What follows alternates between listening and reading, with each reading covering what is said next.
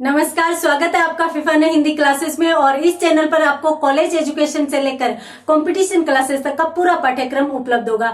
तो आइए अपन साहब को जुकाम है एकांकी को आगे बढ़ाते हैं। देखिए, इस क्लास में अपन पढ़ रहे थे उपेंद्र नाथ अश्क को, उपेंद्र नाथ अश्क को पढ़ रहे थे और अश्क जी द्वारा रचित एकांकी साहब को जुकाम है। देखिए, ये एकांकी अपन देख चुके हैं कि नाटक मंडलियों के बीच होने वाले विभिन्न प्रकार के व्यवहार पर प्रदर्शित किया गया है या लिखा गया है। अब इस एकांकी में अपन पढ़ रहे थे किस किस के बीच बात हो रही है। देखिए, अपन एकांकी में पढ़ रहे थे, एक तो मोहन गुप्ता है, मोहन गुप्ता, मोहन बैठे हैं और साथ साथ ब्रज बिहारी भी यहाँ पर बैठे हैं, ब्रज बिहारी बैठे हैं।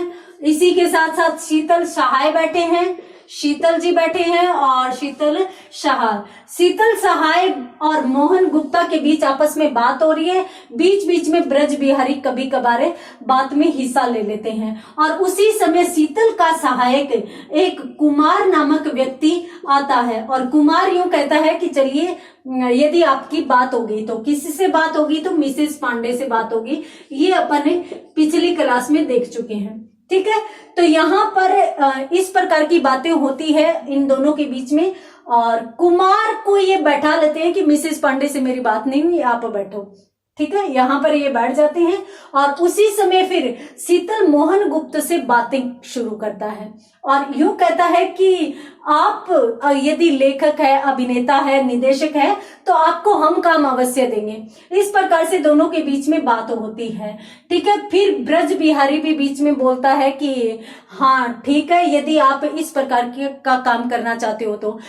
इस बीच मेहरोत्रा आते हैं, इन सबके बीच में आपस में बातें हो रही है। किस प्रकार की बातें हो रही है ये मैंने आपको बताया। सब अपनी अपनी तो बड़ाई करते हैं और दूसरों की बुराई करते हैं, ठीक है।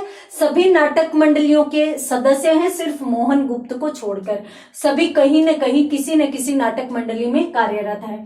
इसी समय मेहरोत्रा आते हैं। मेहरोत्रा आते ही और यूं कहते हैं, भाई शीतल, क्या यहीं पर नाटक का पूरा बखान करेगा, नाटक की कहानी सुनाएगा क्या, मिसेस पांडे से नहीं मिलेगा क्या? मिसेस पांडे आगे, उनकी कार पोर्च में खड़ी हुई है अभी, तो मिसेस पांडे आ गई तो आप उनके पास जाइए, उनसे मिलेंगे नहीं क्या? जैसे ही मेहरोत्रा शीतल से ये बात कहते हैं तो शीतल ब्रज बिहारी से कह रहे हैं कि वो आ कैसे गए, आप तो कह रहे थे ना तबीयत खराब है उनकी। तो ब्रज बिहारी यूं कहते हैं कि आप जैसे आए थे ना, उससे बिल्कुल ठीक पहले मैंने उनसे बात की थी और यही बात हुई थी। ब्रज बिहारी ये बात करते हैं, तब फिर शीतल है वो मेहरोत्रा की बात सुनते ही निकलने को होते हैं, थोड़ा सा रुककर और मोहन गुप्त से कहते हैं कि आपसे मिलकर मुझे बहुत अच्छा लगा और आगे भविष्य में अपन साथ काम करेंगे। और साथ साथ ये भी कहते हैं कि आप मुझे एक पारखी इंसान लगे। क्यों? क्योंकि दोनों के बीच में जो बात होती है गंभीर नाटकों को लेकर, वो दोनों को आपस में पसंद आती है। और शीतल मोहन को यूं कहते हैं कि ठीक है, आगे अपन साथ में काम करेंगे। शीतल ये भी कहता है कि मैंने एक नाटक लिखा है और मेरा नाटक गंभीर है और गंभीर है, साथ साथ आधुनिक टेक्निक पर लिखा गया नाटक है। अब जब इन दोनों के बीच में बातें होती है ना कि सामान्यतः गंभीर नाटक लोगों के ऊपर से जाने लगता है। आजकल लोगों को क्या अच्छा लगता है, हंसी मजाक अच्छी लगती है और ये फूड जो श्रृंगार होता है या अश्लील श्रृंगार होता है, वो चीजें अच्छी लगती है। तो मैंने गंभीर नाटक लिखा है तो फिर व्यंग्यात्मक हंस के कहता है कि कहीं ये ना हो कि ये नाटक भी इन लोगों के ऊपर से निकल जाए। हालांकि मुझे मिसेस पांडे ने कहा है कि मैं रोल भी करूंगी, मैं अभिनय करूंगी आपके नाटक में, साथ साथ धीरेन्द्र जी भी कह रहे थे कि मैं सहयोग करूंगा। यदि धीरेन्द्र दत्त और मिसेस पांडे दोनों का सहयोग यदि मिल जाएगा तो मेरा नाटक शायद आगे बढ़ सकता है, क्योंकि धीरेन्द्र दत्त यदि सहयोग करेंगे तो उनकी पब्लिसिटी अच्छी हो जाएगी और नाटक काफी आगे तक जाएगा। तो इस प्रकार से दोनों के बीच में बातें होती है। मोहन कहता है कि हाँ जी जरूर, बिल्कुल, और फिर शीतल चलने को होते हैं।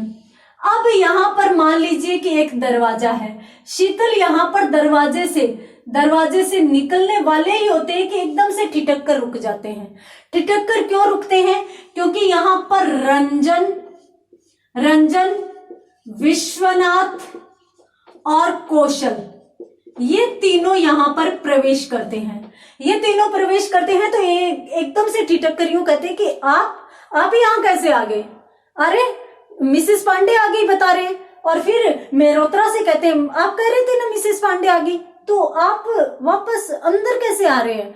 आप वहां पर उनसे मिलेंगे नहीं क्या? इस प्रकार से ये शीतल इसलिए कह रहे हो क्योंकि मेजबानी कौन कर रहा था? आर्ट सर्किल कर रहा था, और आर्ट सर्किल की एक मेंबर आई है, और वो मेंबर आई है और तब ये लोग अंदर आ गए हैं। तो जाहिर सी बात है कि यदि आर्ट सर्किल कंपनी मेजबानी कर रही है तो उसके लोगों से मिलने के लिए सभी उत्सुक होंगे, परंतु ये लोग मिलने की बजाय अंदर आ रहे हैं। तब शीतल पूछ रहे हैं कि आप अंदर कैसे आ रहे हो? तब ये तीनों कहते हैं कि हाँ बिल्कुल सही है, वो आ गई है, जाओ मिल लो, हम तो यहाँ आ गए। तो बोले कि आप अंदर कैसे आ गए?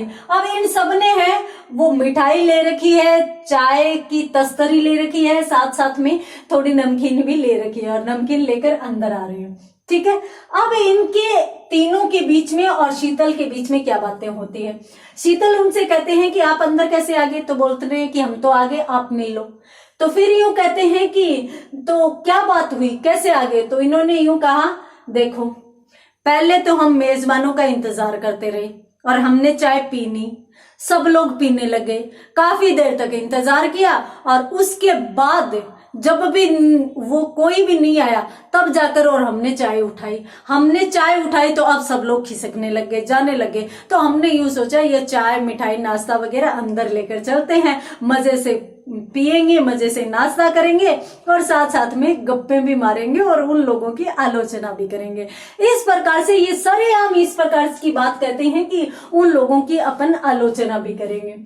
तो शीतल यूं कहते हैं कि तो आप मिसेस पांडे से मिलना नहीं चाहेंगे? तो ये कहते हैं कि जी हमें किसी से नहीं मिलना, हमें पार्टी में बुलाया और बैठने तक की जगह नहीं दी। क्यों इतने मेहमानों को बुलाना जरूरी था क्या? और जब बुला लिया तो कम से कम बैठने की जगह तो देनी चाहिए थी। पर हमें किसी से नहीं मिलना, हम यहाँ पर है और आप जाकर मिल लो। शीतल फिर जाने को होते हैं तुरंत याद करके, और फिर मोहन को तीनों से मिलाने लगते हैं।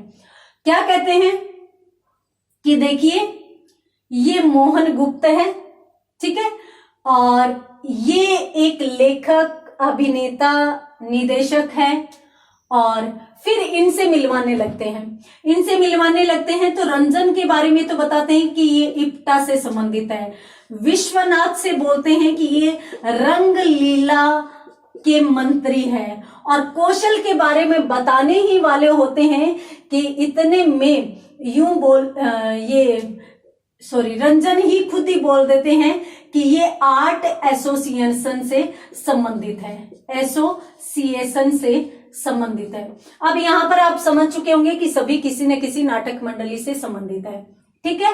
अब रंजन बुराई कर रहा था ना, तो तुरंत मोहन की तरफ देखकर सोचता है कि और कहता है कि आप धीरेन्द्र दत्त के कोई रिश्तेदार या मित्र तो नहीं है? तो ये कहते हैं कि जी नहीं। तब शीतल बता देता है कि ये एक अभिनेता, लेखक और है। यानी ये आलोचना कर रहे हैं और ये भी सोच रहे हैं कि किसी भी माध्यम से उन तक हमारी आलोचना पहुंचे न। इस प्रकार से ये आपस में बात कर रहे हैं, ठीक है। तो यहाँ पर मोहन यूं कहते हैं कि देखिए शीतल जी, आप इस प्रकार से जैसे अनुभवी बातें कर रहे हैं, तो क्या आप एक नाटककार हैं? और जैसे ही बात आती है कि नाटककार है, तब उसी समय जो रंजन है वो यूं बोलते हैं, नाटककार, ये तो रेडियो के निदेशक रह चुके हैं और ये बहुत से काम करते हैं।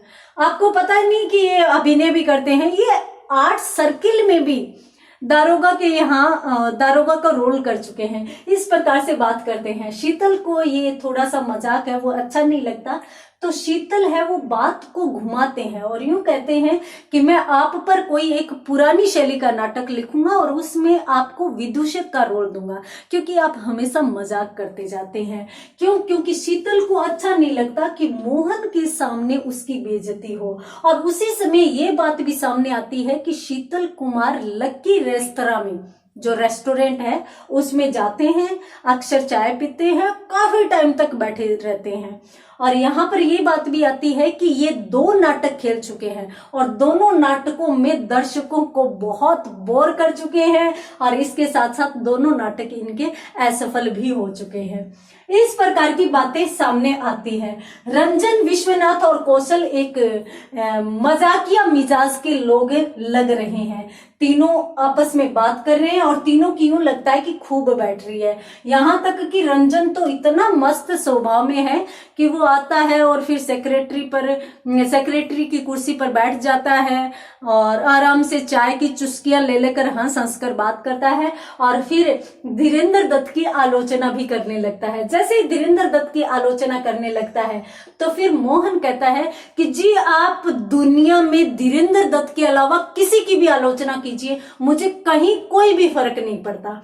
जैसे ही मोहन ये बात कहता है तो रंजन यूं कहता है कि क्यों जी, आपको कैसे फर्क पड़ रहा है। इस प्रकार की बातें होती है तो यहां पर पता चलता है कि मोहन को भी धीरेन्द्र दत्त ने बुलाया है, ठीक है। और यहां पर फिर विश्वनाथ बात को मोड़ देते हैं और बात को मोड़ देते हुए, घुमाते हुए और मोहन से पूछते हैं, क्यों साहब आपने चाय पी ली?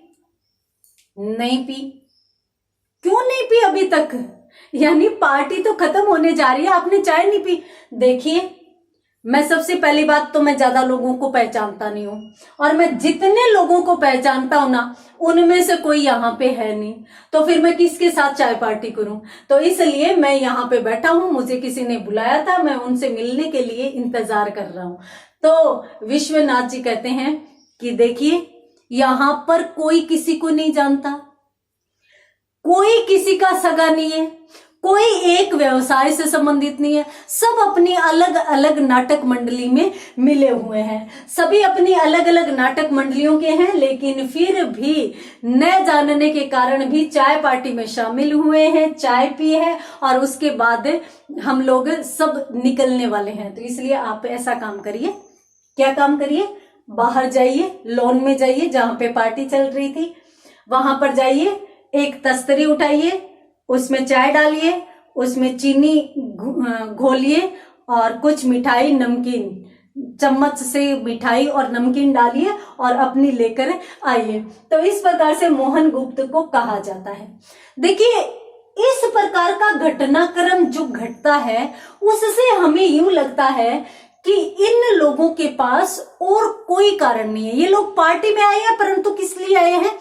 किसी आत्मीयता के लिए या खुशी मनाने के लिए नहीं आए हैं। ये स्पष्ट कह रहे हैं कि हमें किसी की आलोचना करनी है, यानी आलोचना करनी है, उत्सव मनाना है और फिर यहाँ से निकल जाना है। इस प्रकार का सबका मकसद है। यहाँ पर उपेंद्र नाथ अश्क इस प्रकार का दृश्य निर्मित करके, दृश्य को दिखा करके और यही बताना चाहते हैं कि जो विभिन्न नाटक मंडली है वो बाहरी तौर पर तो यूं दिखता है कि बहुत अच्छे से रह रहे हैं, सब लोग एक साथ आपस में जुड़े हुए हैं, लेकिन उनके अंदर किस प्रकार का टकराव है? शीतल आटा से है, ठीक है। आटा की फुल फॉर्म है इलाहाबाद एमेचर और एसोसिएशन, इस प्रकार से इसका नाम है। तो शीतल आटा से संबंधित है, इप्टा और नाटा दोनों से में काम कर चुके हैं। ब्रज बिहारी के बारे में लेखक कुछ भी नहीं बताते, लेकिन ब्रज बिहारी भी मिसेस पांडे को बुलाना चाह रहे हैं। इधर रंजन इप्टा में, विश्वनाथ है वो भी किसमें, रंगलीला में, और कौशल है वो भी किसमें है, आर्ट एसोसिएशन में। यहां पर मैं आपको बता देती हूं कि आर्ट एसोसिएशन और आर्ट सर्किल दो अलग अलग नाटक मंडली है, ठीक है। आर्ट एसोसिएशन ये है और आर्ट सर्किल ये है। आज जो पार्टी हो रही है वो आर्ट सर्किल द्वारा की जा रही है। किसकी खुशी में की जा रही है? शहजादा सलीम की खुशी में की जा रही है, परंतु यहां पर कोई उपस्थित नहीं है। उपस्थित क्यों नहीं है? इसलिए नहीं है क्योंकि नाटक मंडली में फूट पड़ चुकी है। अब नाटक मंडली में फूट पड़ चुकी है तो जो सारे के सारे लोग है ना वो इधर उधर बिखरते हुए दिखाई दे रहे हैं। अब धीरेन्द्र दत्त पर ये जिम्मेदारी आ गई है कि वो कैसे न कैसे करके और इस नाटक मंडली को संभाले। और धीरेन्द्र दत्त जब नाटक मंडली को संभालना चाहते हैं तो वो नाटक मंडली संभल नहीं रही है। तो इस दौरान इतनी चिंता में वो आ जाते हैं कि वो स्वयं द्वारा आयोजित की गई चाय पार्टी में भी उपस्थित नहीं हो पाते। और अंत में ये निकल कर आता है, ये बात निकल कर आती है कि वो आर्ट सर्किल के लिए जो फूट पड़ी थी उसकी जोड़ तोड़ में लगे हुए हैं, जोड़ तोड़ में लगे हुए हैं। वो किसी भी प्रकार का जुकाम या बीमारी उनको नहीं है, वो सिर्फ और सिर्फ जुकाम का बहाना किए हुए हैं।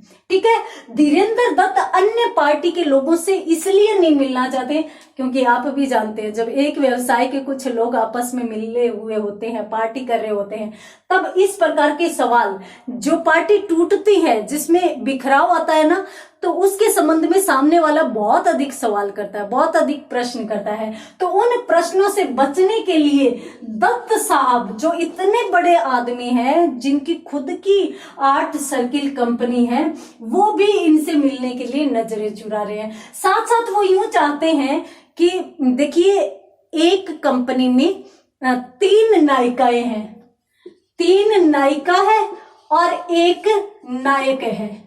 अब ये यूं चाहते हैं कि इनमें से किसी एक को लेकर और दूसरी नाटक मंडली खड़ी की जाए और दूसरी नाटक मंडली के सहारे अपने आप को स्थापित किया जाए। तो इसलिए इस जोड़ तोड़ में दत्त साहब लगे हुए हैं। तो दत्त साहब किस किस प्रकार से कौन कौन से प्रयास करेंगे देखेंगे अगली क्लास में। तब तक के लिए धन्यवाद।